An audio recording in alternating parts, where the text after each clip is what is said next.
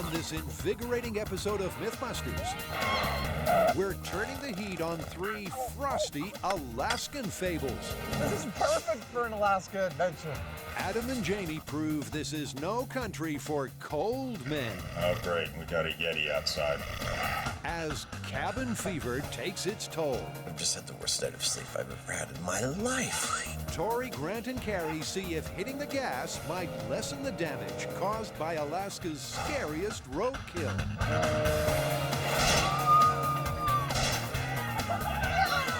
And we'll see if a dynamite-toting dog really could devastate a drunken duck hunter's brand new SUV. Bye-bye. Who are the Mythbusters? Did you know what was lurking in your basement? Adam Savage I am the fire ninja! and Jamie Hyneman. Is that beautiful or what? Between them, more than 30 years of special effects experience. Joining them, Tory Belleci, I'm in a bad pirate. Grant Imahara, and Kari Byron. Let's do it. They don't just tell the myths, they put them to the test.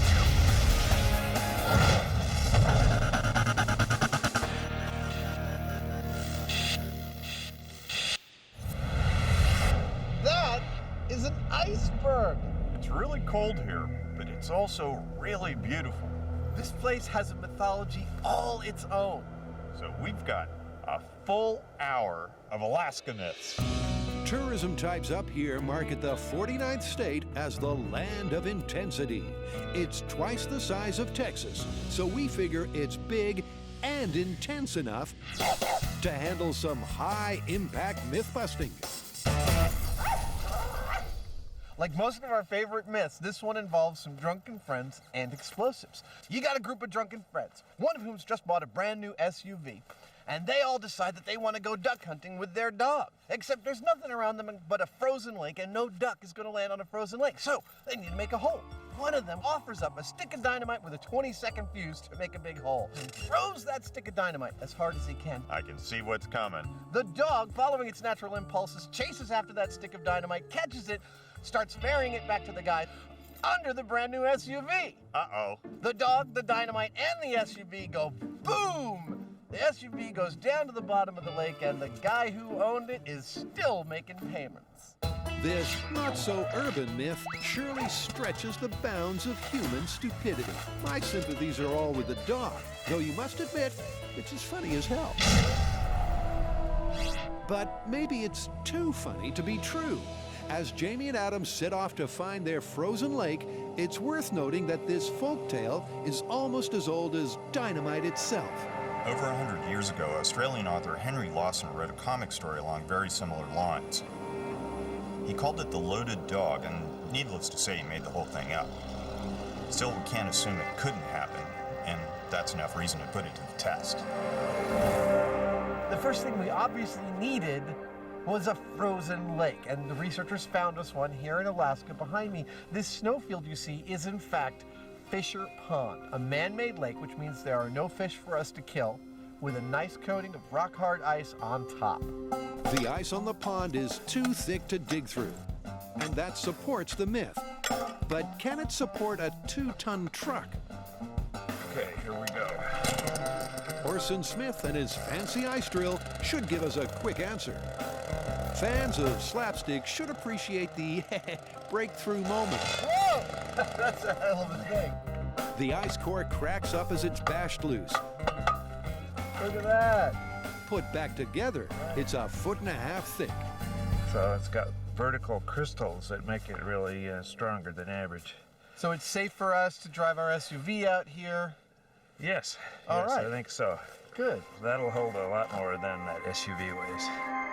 So far, so good, and it's really cold. Out here on the lake, it's 20 below, but that can't slow down the science. But this story has a ton of components to it, and the first part of it is how far can you throw a stick of dynamite? Standard stick of dynamite, about 8 inches long, about 1/2 pound. I figure I can throw it about an M5.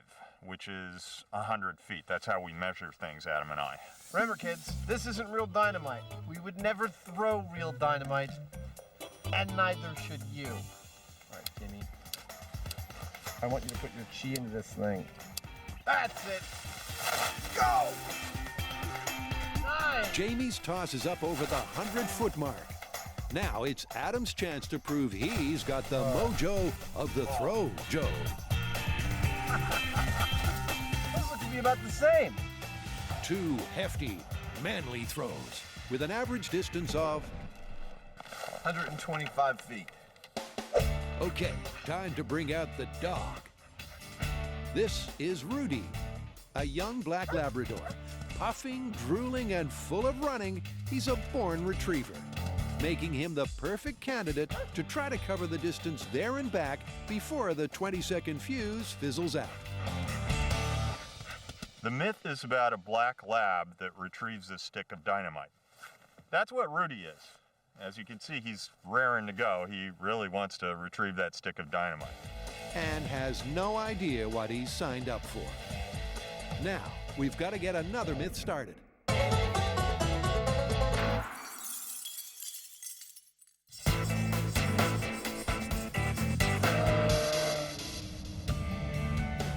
Okay, so we're in Alaska in the snow. What myth did we get? Okay, well, this is a fairly gory myth that affects a lot of Alaskans, but not so many in California. What's that? It's about the moose and what happens when you hit one with your car. This is what happens when moose meets motor car, and it's all too common here in Alaska. Your best bet is always to stop or swerve, but this myth kicks in when a crash is absolutely unavoidable. Even a low-speed collision most often ends with something bigger and heavier than a fridge coming right through your windshield. The myth says that speeding up instead of slowing down might push the unlucky beast over the car, meaning you might live to tell the tale. Well, obviously we're not going to kill a real moose to test this myth, right? Right. Now, we're going to have to make our own moose analog. They'll also have to wrangle a bunch of stunt cars and a safe test venue. But those are problems for tomorrow. Right now, they need to design a moose that can bounce back from something like this. Have either of you ever seen a real moose? No. I don't think so. Maybe we should try to find a real moose, so that way we can make our crash test moose as close to a real one as we can. These California kids have never seen a wild moose, but they've had a tip-off from Alaska Fish and Game to search no further than downtown Anchorage. Whoa, that's a big one. This 1,200-pound bull named Buzzwinkle is loitering by a 2-story bar called Bernie's Bungalow. I'm not sure what's weirder, that the moose is in the middle of downtown at a bar, or that it's only like 1:30. The legs end right about where the hood is, like right where you'd hit. No way. Look, he's going to the mall. This mature bull looks about 6 foot tall at the shoulder, but they'll need to get much closer to take accurate measurements for a crash test moose simulate. Cue the Alaskan Wildlife Conservation Center. Out here, moose are accustomed to the ways of men. Well, most men. As you can see, the ones in the wild are aggressive, but the ones in captivity are much friendlier. They're letting us get right up close to them so we can take measurements, because we're not going to be able to use a real moose when we crash the car into it. So we're going to need to make a moose simulate. Desperately hoping there's safety in numbers, Tory and his fellow moose measurers venture inside the fence. Okay, so I've got 9 feet nose to tail. That seems about right. So we have 6 foot to the hump, 9 feet nose to tail. We've got the legs about, It was about 4 feet tall. let's see, it came up to your waist. So we're gonna go, yeah, 4 feet looks good on the legs. Okay. But they still have to decide on the dummy's texture. Should their mock moose be served rare or well done? Let's say we make this moose dummy out of ballistics gel. We hit that with a car, it's just gonna explode. Yeah. So we need to get a feeling for, what it feels like. Well, this is definitely not a ballistic gel. Is he firm or Yeah, squishy? he's pretty solid. I mean, it's like there's hardly any fat on him at all. He's got sort of like the durometer of like rubber. Really dense rubber. Yeah. Really? Yeah. Seems we need to make a very dense rubber replica. And that's something the team can't do here in Anchorage. We don't even know remotely how we're gonna get all of that weight up onto such spindly little legs. So it's gonna take some planning, a lot of effort, and we need the tools back in San Francisco.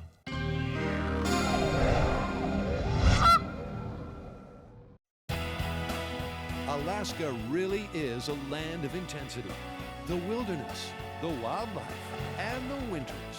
It's those short, cold days that make this state home to an all-time classic myth. What do we got? Well, you know, winters in Alaska are pretty harsh. The days are short, the nights are real long, people get snowed in with nothing to do, and supposedly they succumb to a condition known as cabin fever. You mean they get like all loopy? Exactly, and, well, we're gonna put it to the test. Well, you're already a little nuts. How are we gonna tell the difference? Actually, it turns out that there are a distinct set of symptoms to cabin fever. All we gotta do is put ourselves in the right conditions and see if we exhibit those symptoms. Kari delayed her flight back to sunny San Fran to act as the moderator of mental health. I found the perfect location to test cabin fever on Jamie and Adam. Hatcher's Pass Lodge in Alaska, far from anything. Adam and Jamie are just minutes away from a stint in solitary and a possible descent into madness. It's tiny, it's in the middle of nowhere, and you can barely see out the windows, it's so white. They'll spend their time just hanging out in adjacent huts. A sudden flurry of snow sets the scene. This is perfect for an Alaska adventure. Hi, Kari. Hi, guys. How are you? I can barely see anything. Hey, It's about to get dark. There's a snowstorm. Are you ready to get cabin fever? I'm ready. You ready? Yeah, let's go. Wait till I show you to your room. The rooms aren't bad, but they've both been stripped back to bare essentials, as are the boys. They're well searched for anything that might divert or entertain. So, hope you have no other contraband, no electronics. I need your watch as well. I have no electronics, no reading material. That's my watch. Both of our detainees think this will be a walk in the park. And let's remember that Jamie's already spent quality time inside a coffin. And he's still alive. But they're not so sure about each other. Whether Adam is going to deal with this real well, I don't know. Adam's a little, impulsive. Only a friend could put it so gently. He could just, like, get a bug up his butt and go nuts for all I know. I don't really know. And right back at you from cell block 1, good buddy. Oh, I think Jamie will be painting on the walls in his own blood inside of 46 hours. Well, that should add some color. But let's spare a thought for Kari. She has to watch these two slowly unravel. This is my big sister surveillance system. I've got 4 cameras, one in the front and back of each cabin. I can switch between the cameras with the touch of a button and watch their every move. Surveillance aside, Kari's running cognitive and stress tests to get some hard data. But our volunteer voyeur has her own troubles. I think I'm gonna go crazy before they are. Did I mention we're in the same circumstance that they are, except for I have to watch them be bored? Jamie at least has a simple plan to preserve his sanity. I'll tell you what I'm going to do. Every day is going to be working out until I'm exhausted, and then I'm going to sleep. The man with the mustache kicks off in style, but the short days and long nights might soon sap his spirit. So, who's going to crack first? Adam, Jamie, or Kari? Sweet dreams all round. Good night.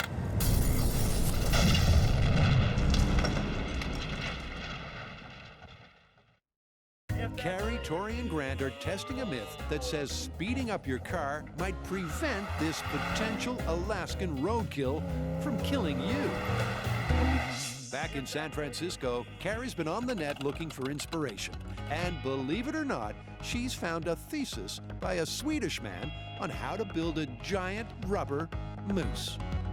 That's cool. With his permission, they modify the multi-slice design and source a small mountain of rubber. Cool! Those are the jet cutters right there. With an Omax water jet cutter, H2O Precision can carve our moose slices in next to no time. Tory's already had the details of our design punched into H2O's computer. All right, here's our moose. I know it doesn't look like much of a moose, but it will. Now, what I have here are half-inch sheets of rubber. Now, we have the design of our moose in the computer in slices. Now, once we stack those together, we'll have the shape of a moose in rubber. The high-pressure water spurts out at 50,000 psi. That's enough to cut through 5 inches of solid steel. So this is like the proverbial hot knife through butter. Okay, so this is what we're left with. This is one layer out of over 150 layers of rubber that's gonna make up our moose. Now, once we stack these together in the right order and fasten it, we'll have roughly the same size, weight, and density as a real moose. But a real fake moose needs more than sheer mass. Back at M7, Kari adds the bones and the sinew. This is the cable we're going to use to keep the moose together. This is going to run the length of the moose twice, and that way when the car actually hits the moose will stay flexible and bendy as if it's a real moose. Kari sleeves the cable in rubber tubing, and Grant's done likewise with the legs. The deal is we want the legs, this is our moose leg, we want them to be floppy, but we also want them to be reusable once it gets hit. So the hip joint's going to be made out of steel, and that's going to connect to the cable that's inside of the moose leg, and when it gets hit, it'll go flying, and then we can set it right back up again. Meantime, Tory's going gangbusters with his half-inch fillets. And slice by slice, glued together with silicone, we're seeing a moose in the making. Looks good though. Looks like a moose. I know, kinda. What do you think? Lucy. You see the moosey? Yeah. I love it. Congratulations, Tory. It's a girl. But does she have enough junk in the trunk? All right, so moose is done, and it looks like it's weighing about 620 pounds, which is a good average for the type of moose that would likely get hit by a car.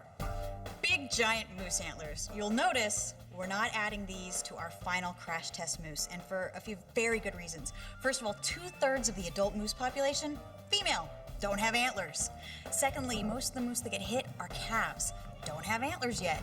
And lastly, moose don't even have antlers all year round, and during the winter when they don't have them is when they're more likely to be near the roads because they're attracted to the salt on the road while they're searching for nutrients. So to have big antlers like this and be hit by a car, very rare. Now that the moose is done, we're gonna see if we can make him stand up. So what I'm gonna do is I'm gonna build a pair of 2x4 legs that the moose will sit on. It'll cradle in, so that way when the car comes crashing through, it'll knock the legs away, and then the moose will behave the way the moose will behave. Building the frame is no big deal, but will it support the massive load we call Lucy? Good move. Stay. It does. Nice. I love it. Car come through. And it's at just the right height for her ample proportions. And like any cow to the slaughter, it's best she doesn't know her destiny. The moose whisper. All right, let's bring those cars in.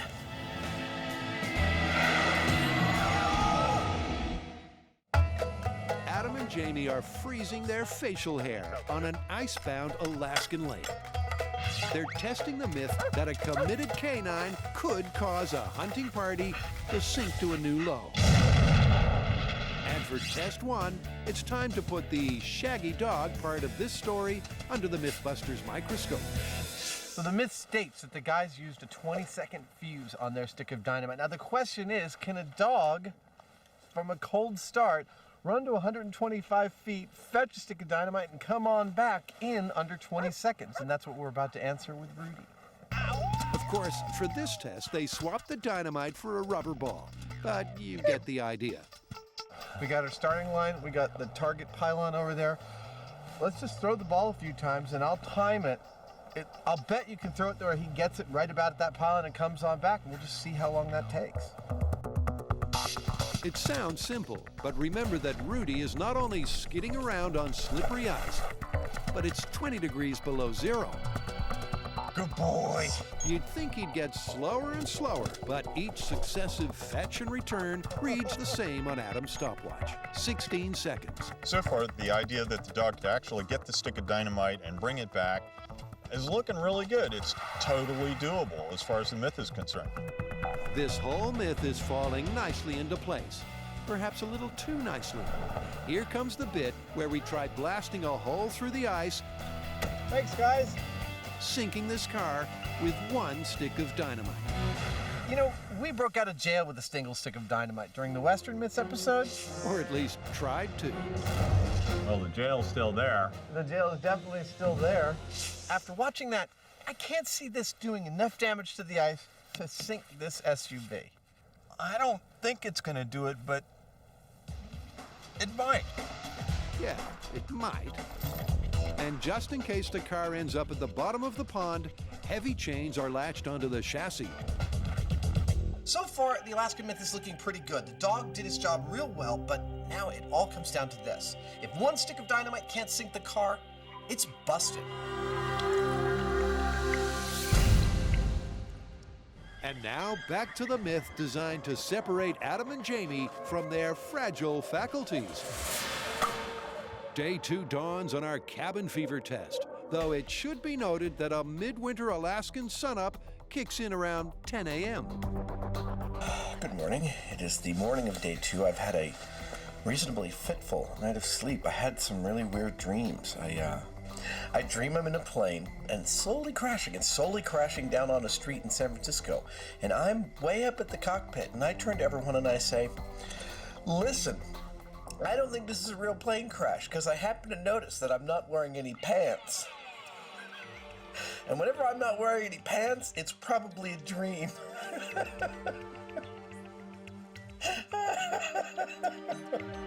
Kari's up already, bright-eyed, keen-eared, and she's wearing pants.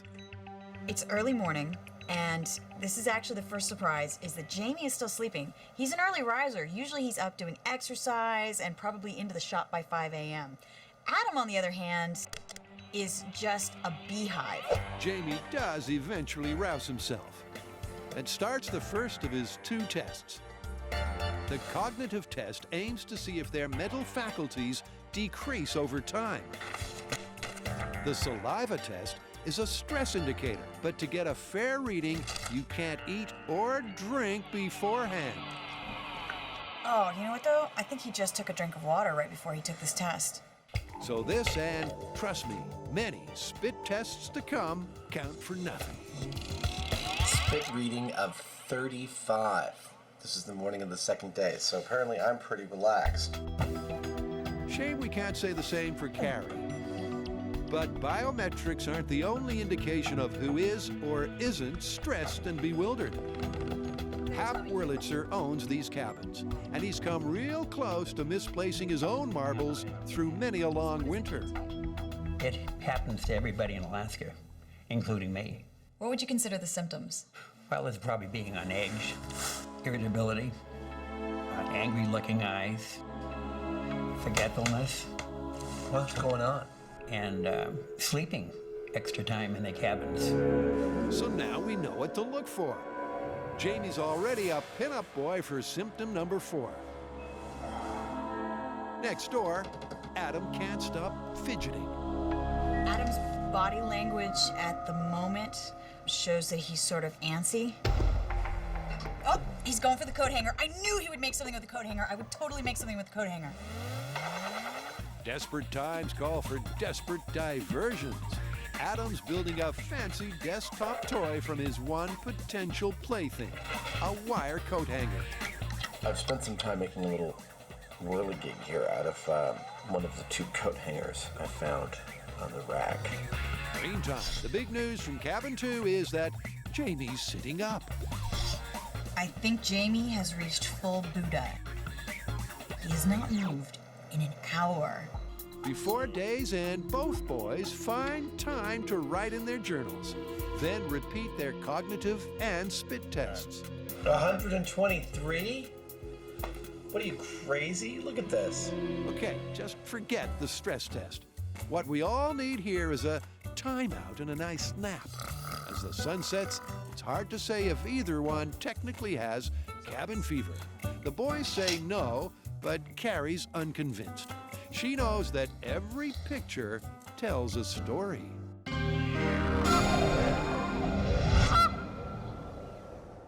Tory, Grant, and Kari spent the past few days making something that, well, let's face it, we've all thought about but never got around to doing. Building a huge rubber moose called Lucy. Now they've arrived at a specialized test track for what should be a shattering debut. Okay, so this myth is really about hitting the moose, because obviously if you can stop in time, that's going to be the best choice. Right, this is the point of no return. You're gonna hit the moose. Now the question is it better to speed up or slow down? All right, what do you think? Like 45 miles an hour? It's a good average between highway and regular roads? That sounds good. Crashing cars is more or less what the folks at E-Tech Testing Services do for a living. And parent company Energy Absorption Systems make crash cushions, which could be useful if this moose mayhem runs off the rails. But that's highly unlikely. A guide bar fitted to one wheel keeps the car on track. And through a system of chains and pulleys, a truck tows it from a safe distance in the opposite direction. The reason why we came to E-Tech is because they are set up to test crashes. That's what they do. They have a towing system. It's a 2-to-1 ratio so that their towing vehicle only has to go half as fast as the actual vehicle that's going to crash. Plus, they have a steering hub, and he's attaching that right now, so that way our car won't veer off course and we hit the moose right where we want. But crash test cars still need crash test dummies. You know, I think this is the first time we've ever used Buster for what he was intended to be used for. It's a historic moment.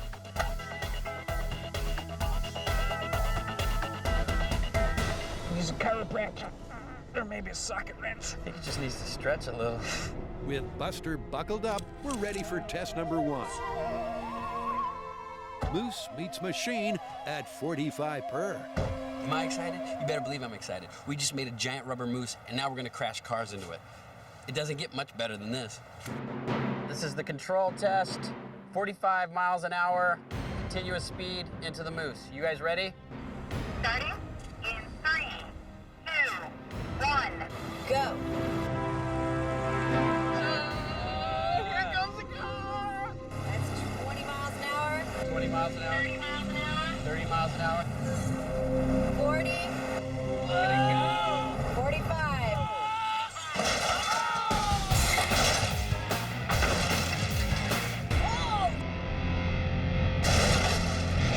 Wow, That worked perfectly. that's great. And the moose is still together. Let's go look at the car.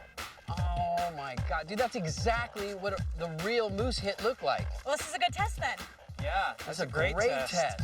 And Tory knows what he's looking for. Back in Anchorage, he checked out a local body shop. Just in his end of town, Gary Mogg deals with 12 moose wrecks a year. This is not as bad as I've seen him to total out the whole car. And a lot of the times, I mean, I've seen some fatalities, of course. People didn't make it through. But this here is probably the best scenario when you hit a moose in the front end. Wow, that's a lot of damage. I mean, look at that. The whole top of the car is just peeled back. And how this guy survived, it's like a miracle. You know, apparently he laid down like this and let the moose go flying over him, but man, that would really ruin your day. Back in California, this eerily similar squashed sedan is cause for celebration.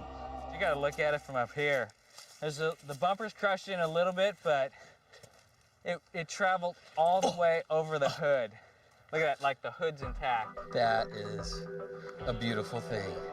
I mean, the car came careening at the moose, hit the moose flies in the air, head kind of just floats, falls to the ground. We got exactly the result we need, and a lot of comedy out of this high speed, I'm sure.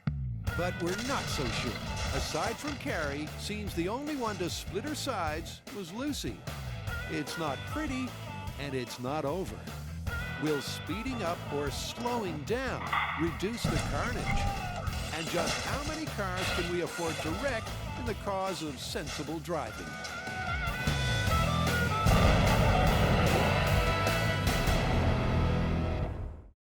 Adam and Jamie are locked in mortal mental combat. The winner of this cabin fever test is the first one to start talking to his own toenail clippings. I've just had the worst night of sleep I've ever had in my life. Jamie has gotten up and straight away started eating. He's not done his spit swab test, which is a problem for me because it's going to mess up my data. Either he's forgetting or he's just lost the plot completely. But don't underestimate Adam's cold weather quirks. These long-life military rations are called MREs, or meals ready to eat. Some soldiers call them meals ready to expel. For breakfast today, I'm gonna have a little jambalaya. It's not exactly toast and grapefruit, but he might get a chance to test his chemical toilet. Oh, I forgot to try the Tabasco in there. Yes, charming. The morning wears on, and self-sufficient Jamie finds there's one thing he can't live without. I don't have any coffee, which bugs me because I'd be a lot more active and less inclined to just nap, which I'm sure is scintillating TV to watch me nap, but it's not my decision. Oh great, we got a Yeti outside. I've decided to play a little prank on Jamie and Adam to help with the ultimate urban legend. Jamie's cold stare shows he's not amused. But Kari gets a better response from Adam.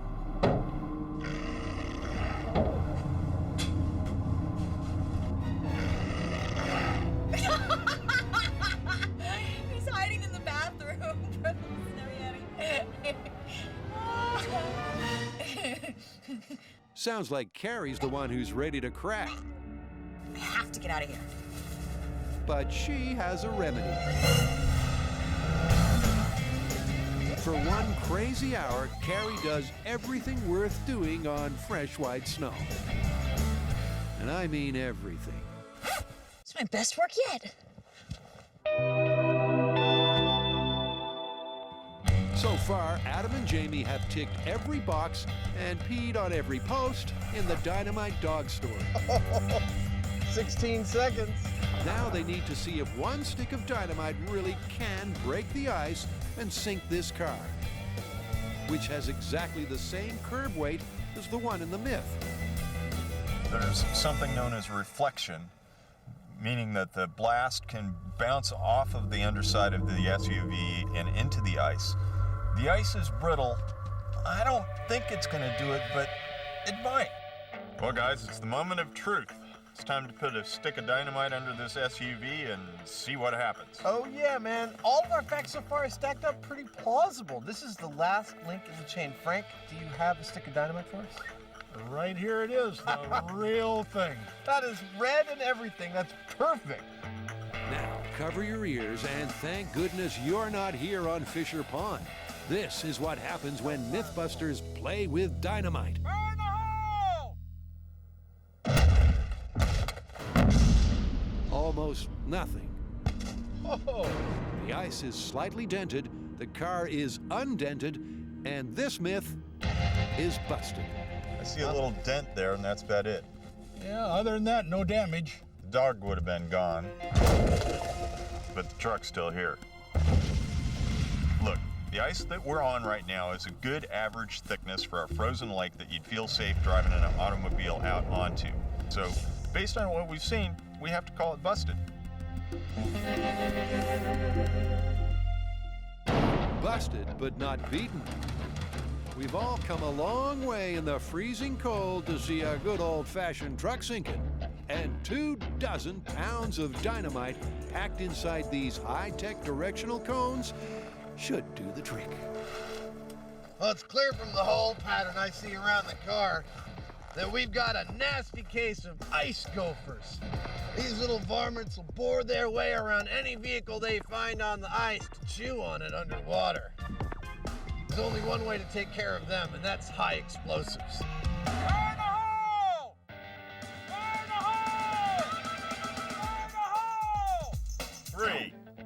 2, 1. Bye-bye.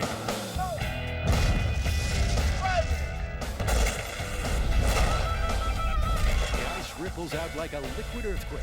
Surface snow fills the air and blurs the view. By the time it clears, the car has disappeared. I don't see no SUV. No more SUV. It went bye-bye. So what do you think? Did it just blow the truck up or did it sink it? Well, I see a couple pieces of debris from the truck, but nothing major. I think it sank it. 99% of that truck's under the water. Let's yank on the chain and see what happens. Okay. Incredibly, this fresh blasted duck pond is already freezing over. Adam and Jamie really don't know for sure where the car went, but a few tugs on the chain confirm they've got a 2-ton catch. I think we're gonna need more explosives to get this truck out. I think we are. If they work putting it in, they're gonna work getting it back out again. That's true. No, we're not yanking your chain. To get the car back, they have to blast the ice one more time. Filming stops as the light fades, but the car was retrieved. We've left this pristine pond pretty much the way we found it, busting a myth and saving a puppy in the process.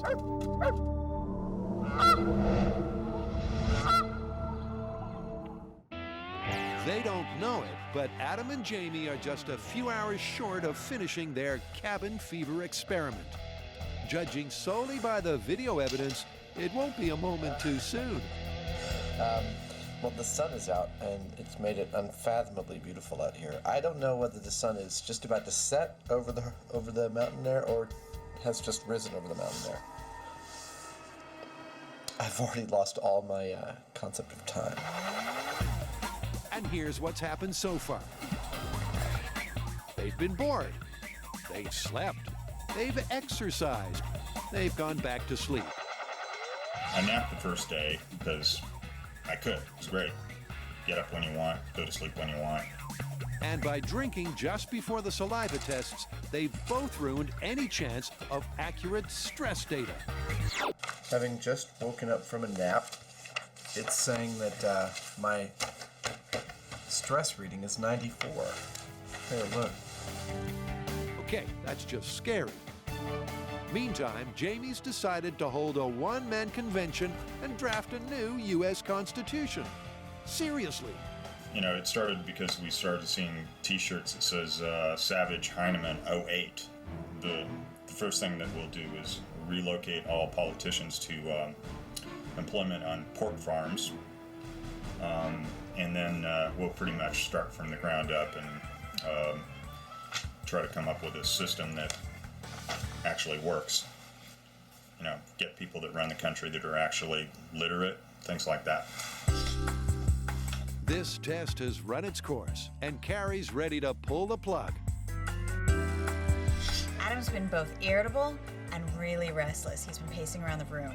Both of them have been forgetful. Either they're not doing their tasks, they're forgetting to do them all together, or they're making a lot of mistakes. And finally, they are sleeping a whole lot. It's practically hibernation. These could be the symptoms of cabin fever.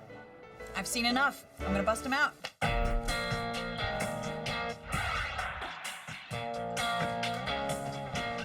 Have you had enough?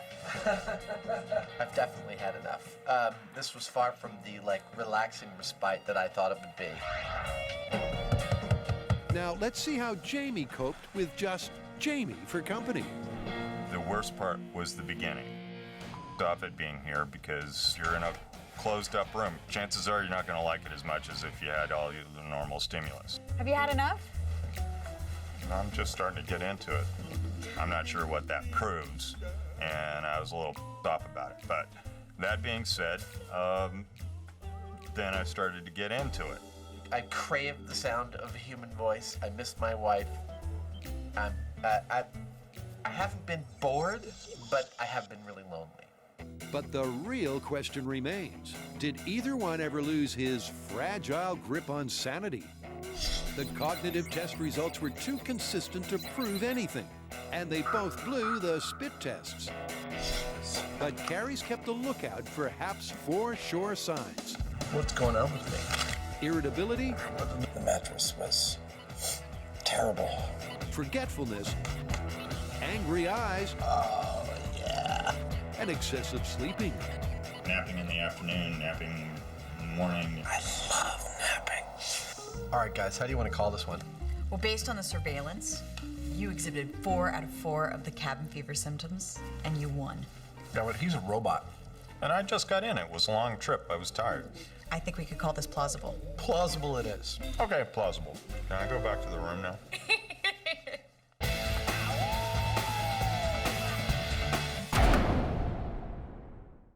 There's no doubt about it. Go. Hitting an average-sized moose in an average-sized car can only end in tears. You know, it's like you're driving down the road, you're eating your baked Alaska, and all of a sudden a moose is in front of you, and you're like, you don't have time to swerve. You're gonna hit the moose. But now the question is it better to accelerate into the moose or hit the brakes? Some say it's better to speed up. But let's first test this Alaskan roadkill myth by slowing down. Grant's installed a remote control braking system that's every bit as effective as a panicked human's right foot. So the remote braking system is radio controlled. What that does is send a signal to the receiver inside the car, activates a pneumatic solenoid that fires a pneumatic cylinder, and that'll pop the brake very, very quickly, just as if you were to stamp hard on it. They know that at 45 miles per hour, the car takes 70 feet to stop. So to best simulate a real accident, they plan to hit the brake and in a later test, the accelerator just 30 feet short of our makeshift moose. Buster's had enough, so Cousin Ted is the designated driver. Attaboy. Now, braking on pavement is not the same as braking on snow or ice. But it's fair to assume that a sane person wouldn't drive this fast in truly bad conditions.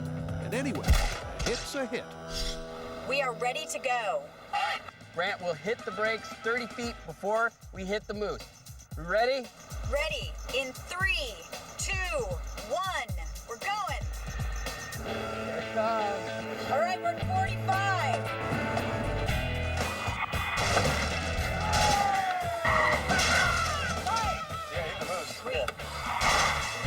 Stop perfectly. Wow. It's another windshield wipeout. But they all agree that this time there's less damage. And that could mean the difference between life and death. In this test, we decelerated drastically before hitting the moose, and there is not as much damage. I mean, you still don't want to hit a moose. It's a bad thing, but if I was driving, I would try to brake. But they've also noticed that the moose hit higher when the car went faster. This myth might have some mileage after all. I'm starting to think that if you speed up, if you accelerate like in the myth, it might actually hit even higher. Now, whether it's going to clear the car, I'm not entirely convinced of yet. All right, you guys, this is it. This is what the myth is all about. That's right, man. We're going to drive 45 miles an hour towards the moose. 30 feet before we hit it, we're going to speed up and see what happens. So we can definitely see if there's a difference between speeding up or slowing down if you're gonna hit the moose. So what do you think's gonna happen? Oh, I think we're gonna do some serious damage to both the moose and the car. Lucy gets pieced back together for the big show. All right, good as new.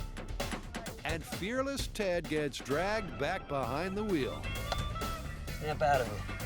This is the test that might confirm the myth. Just 30 feet short of certain catastrophe, driver Brian's been told to hit the gas. All right, this is acceleration test. We are ready. 1, go. 10 miles an hour. 20 miles an hour. 40 miles an hour. 45. Accelerate!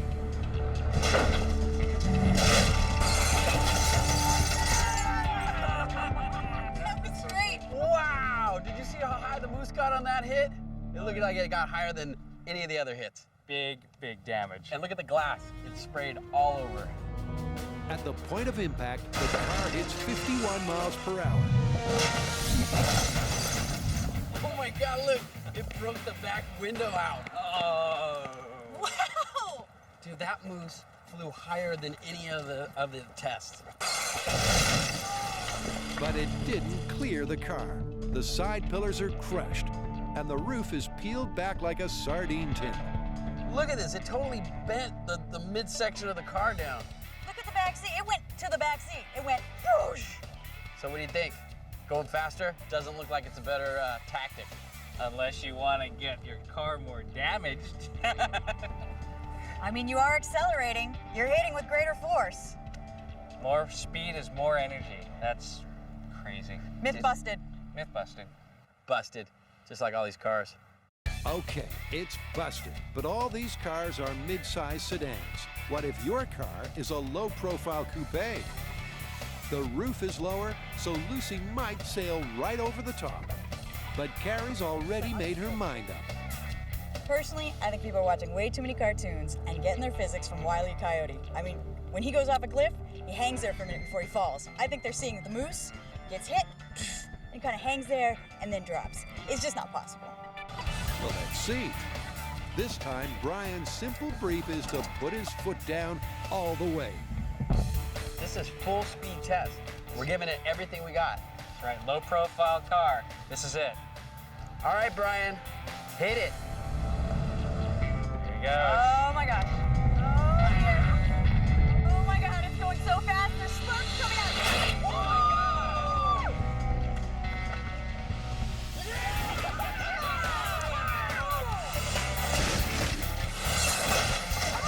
That was a rush. The car hits 75 miles per hour. Lucy's lost her legs. The car is caved in. Ted's a sad statistic. And this myth is double busted. This hit was hard enough to knock the ears off of our moose and the antlers. That's kind of an impact. That's pretty crazy. The moose is coming down on the car. No matter what you do, you're crashing. You know what? I have a whole new respect for moose. I hope I never run into one on the road. If I do, I'm definitely not going to speed up and try to take its legs out. I mean, we've shown it. Unless the moose you hit is a world-class gymnast, speeding up will not save you or your car. I did a little research, and it turns out that there are no commercially produced vehicles in the world that are capable of driving under our moose without damage. In fact, the only way that this could work is if you're driving a Formula One car at over 97 miles per hour. On the snowy roads of Alaska. Yeah, that's a thing. Yeah, that's never going to happen unless the moose is a race fan. So this one's still busted. Busted. Busted. You know that dynamite dog myth? I've never heard of it before, but I mean, you can see how that could happen. Yeah, I guess you should never mix your beer with your dogs and dynamite. And that moose myth? I had no idea what would happen if you hit a moose with your car. It's not like I see them in my everyday life. Yeah, those were both really cool myths, and they were given to us by fans. So if you have any ideas for myths, log on to discovery.com/mythbusters and give us your suggestions.